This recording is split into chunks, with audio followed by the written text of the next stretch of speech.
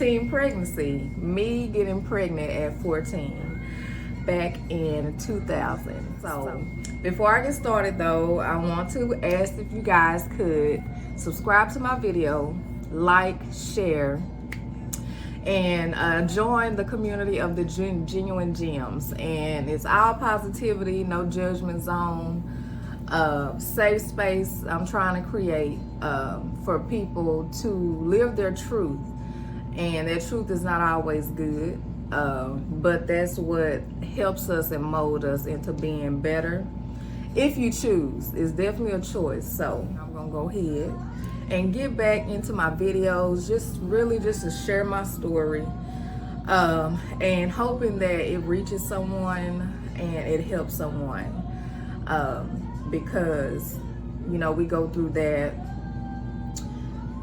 how we were groomed into, you know, if you go through hardships in life, to hide it and be ashamed and all of that stuff, when your stories, your testimony, your tests are your testimony. What may be tea for others is healing for you, and it can be helpful for others. So just getting in that headspace, and I've been in it a while. It was just the point of me actually doing it. So that being said, let me get started. So 14-year-old me met this PK, preacher's kid at the time, and he was pretty much my first everything. I lost my virginity.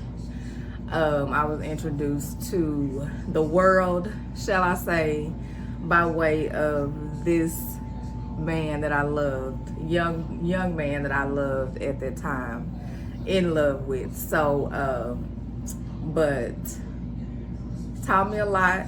I was in the 9th grade. One thing that I did make a promise to myself when becoming pregnant at 14 in the 9th grade is to stay in school.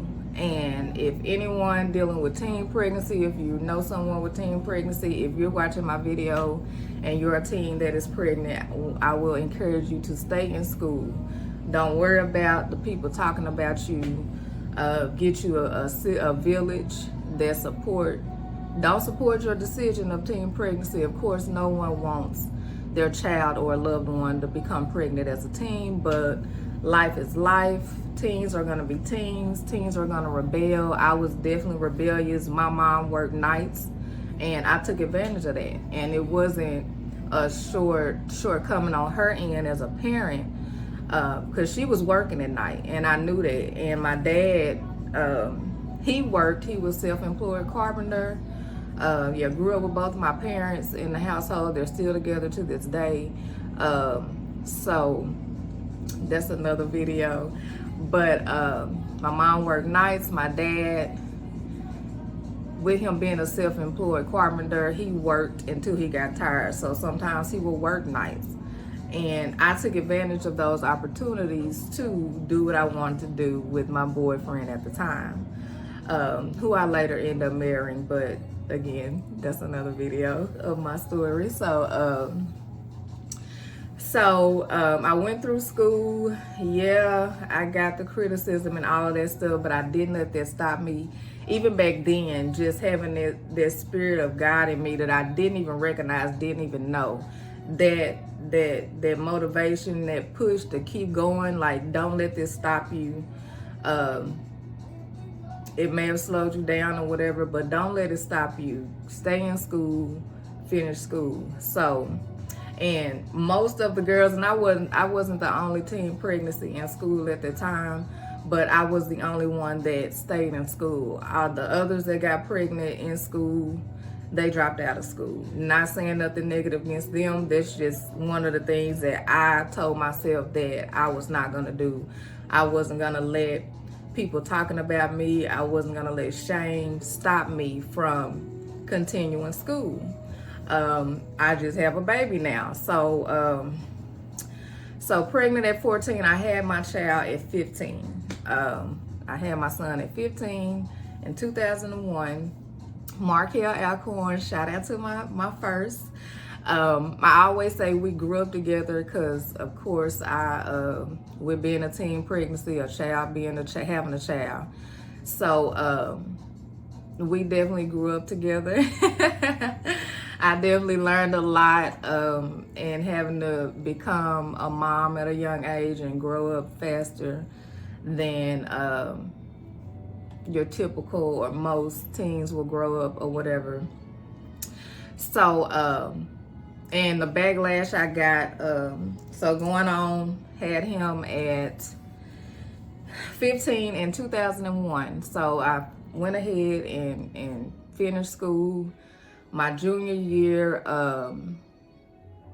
I came across some criticism when it came time to choose for the homecoming court. Now, mind you, my class was small. We had like 80 something people. And again, some of the girls, a majority of the girls, I won't say majority, but some of the girls quit school because of their pregnancy. But I chose to keep going. And let me say this too as well. Just because you got pregnant, again, not condoning it at all, not encouraging it at all, but getting pregnant while still in school, teen pregnancy, does not make you a bad person.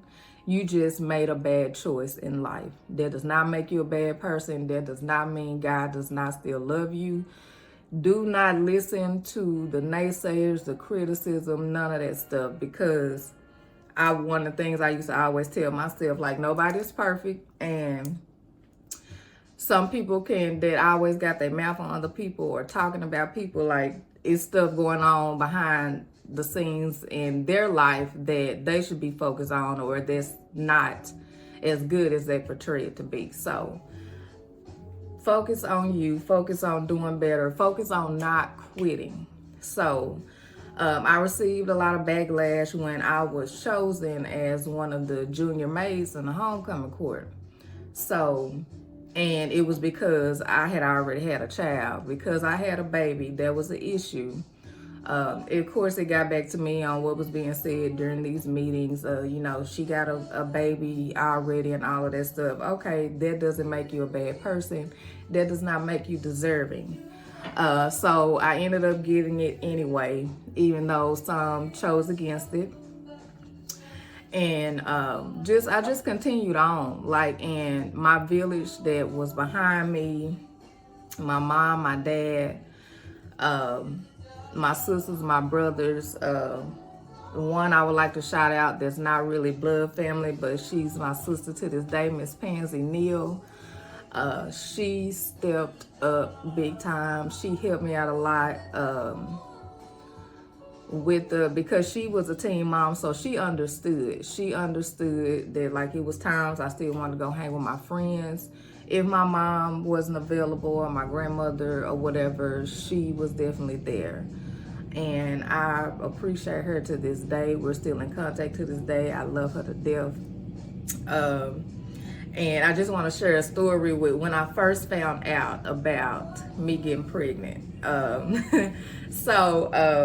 A friend of mine, I won't say her real name, her nickname is Pookie, and we look alike. A lot of people thought we were sisters. I've even had people run up to me in the store to track me down and thinking I was her. So we were really close. So of course I had her to go buy my pregnancy test. I took them. She was with me. We was at my mom's house. She was going to work, or, you know, everybody was gone or whatever. And I got the first test, and it came out positive, and I was in denial big time. And so I was like, go get another one. Go get another test. So when got the other test, took the test, it's positive. I'm like, okay, one more time. We're going to try 3 times. So I took 3 pregnancy tests because I was in denial that I was pregnant at 14 years old, because I didn't want to be. I was thinking about, you know, the criticism, but not so much from the outsiders. It was more so my parents. My mom in particular, because my mom was a tough mom. She definitely talked that shit. She definitely... and she would always say to me, like, she would ask me, and of course I lied about it, and I'm like, no, I'm not having sex, I'm not having sex. But I was, and you know your kids, and like she would always say, I've been there, done that. You can try to lie to yourself or whatever. So, and you know, I ain't babysitting no damn kids. Don't be bringing no kids up in here. That type of mom. So I was terrified. So, which is why I even had my friend that went to get the test for me. She even kept them at her house, so in case my mom went going through my room, she wouldn't find them. So I don't know what happened. My video had cut off, so I had to regroup, and my light finally came on. Okay, so back to the story. So yeah, I had my friend had the test at her house, but her mom ended up finding the test and thought they were hers, so she almost got in trouble because of course her parents thought they was hers and she was the one pregnant, but she let them know that it was mine and all of that stuff. So once I found out I was pregnant, I hid it. That's back when those big first down, them big puffy first down coats was in, overalls. I wore overalls a lot.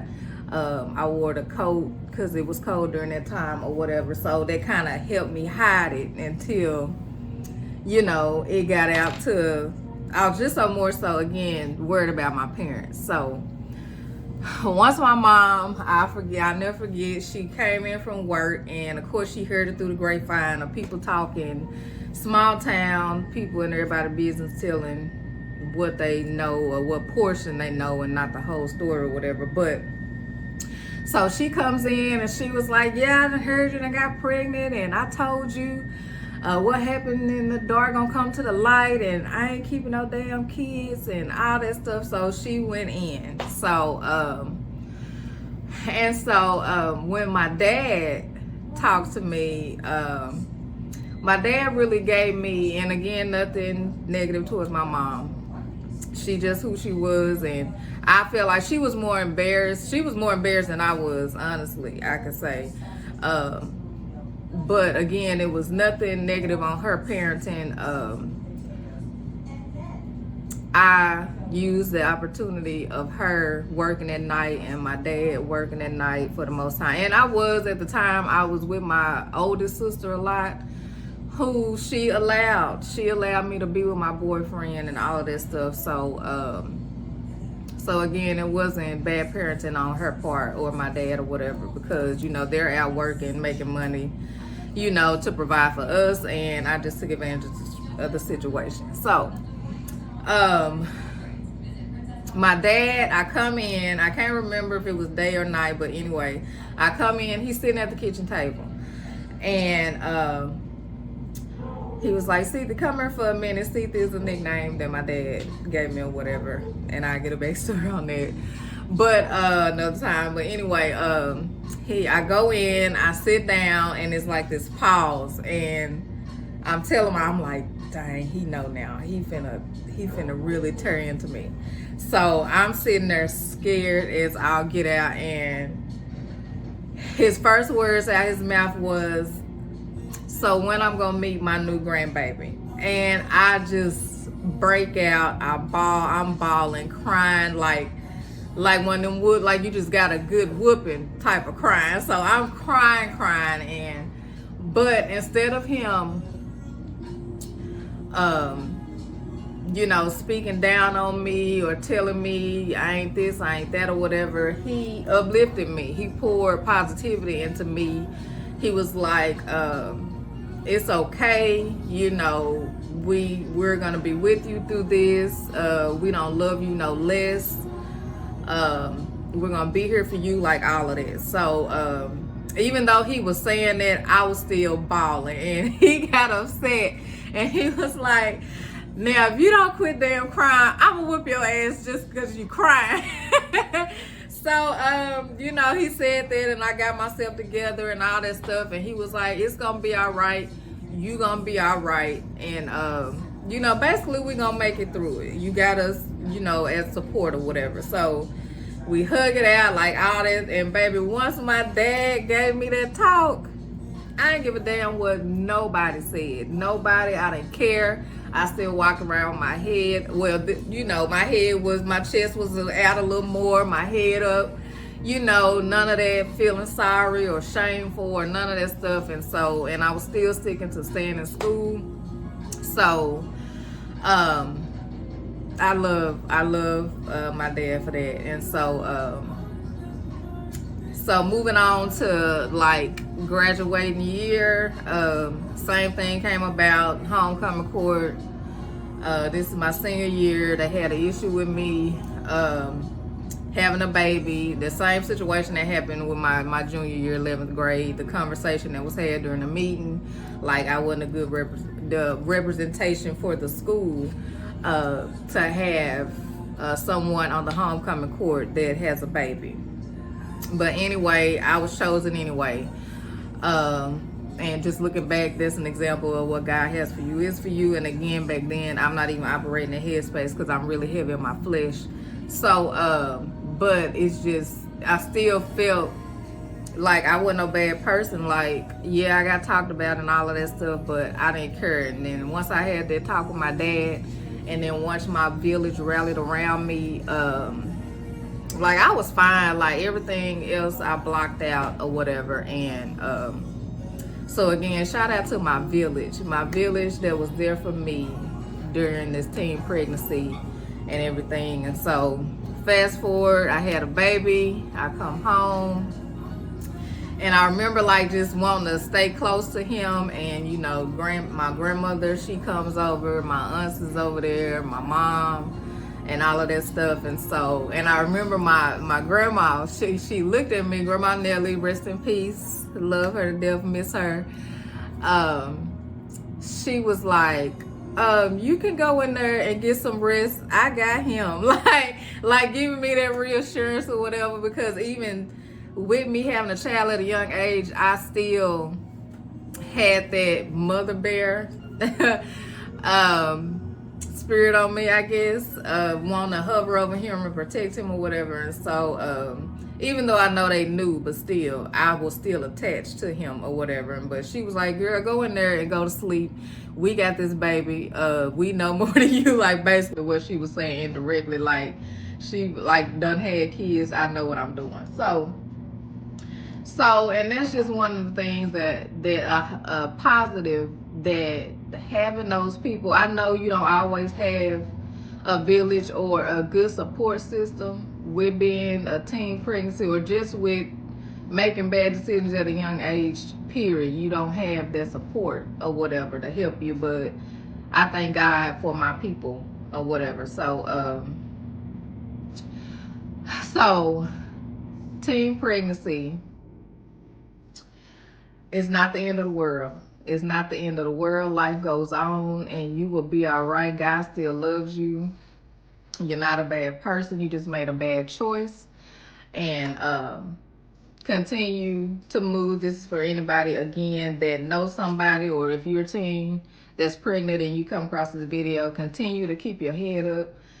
Always tell yourself and trust and believe in God, and that God will get you through, along with the people that He's sent your way to help you, navigate through becoming a teen mom and growing up early and having to be responsible for another human.